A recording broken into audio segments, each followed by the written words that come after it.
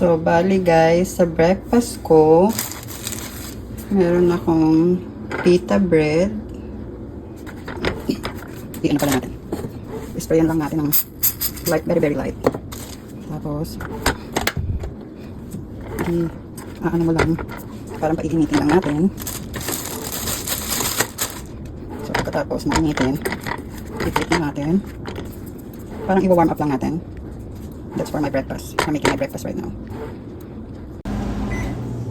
So, bali, ito po yung ating timbangan. Lagyan lang natin ng paper towel. Tapos, nakaset na siya sa grams.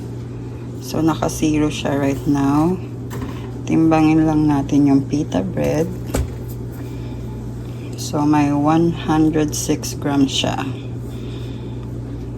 So, tatanungin natin later si ChatGPT kung magkano ba yung calories ng 106 gram na pita bread.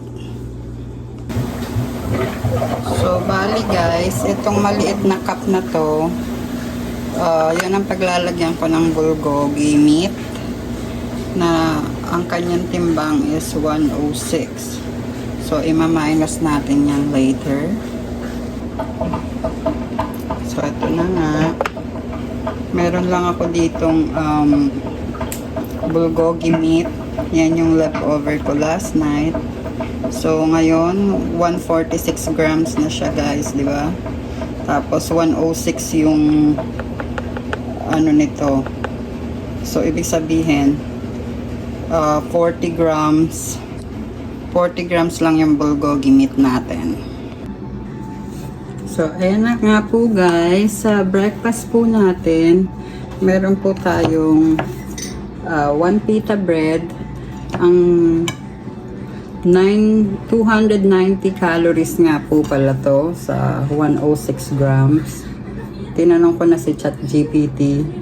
So, 290 calories. Tapos, yung maxim is 11.8 grams sa 1 sachet. So, bali, 56 to 58 calories na siya. Ayan. Puntahin na natin.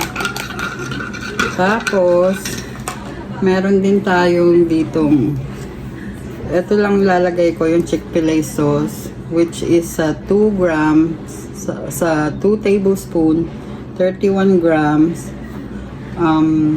So, 1 per serving siya, 163 calories na po yan.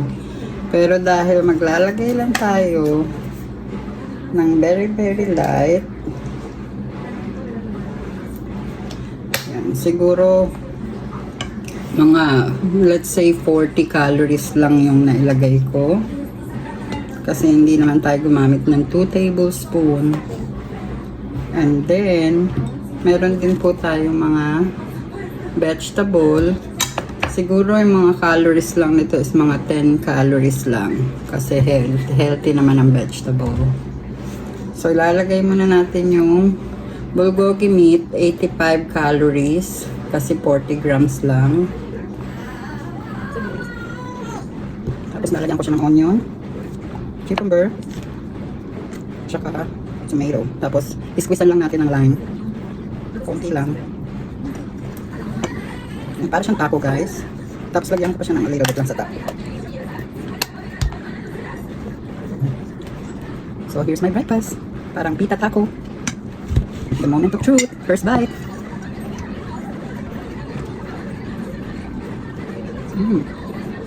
Ang sarap guys. Try nyo to. So bali total lang ng calories natin for breakfast is 483 calories. So, ang sarap guys. I-try nyo to. Very easy lang gawin.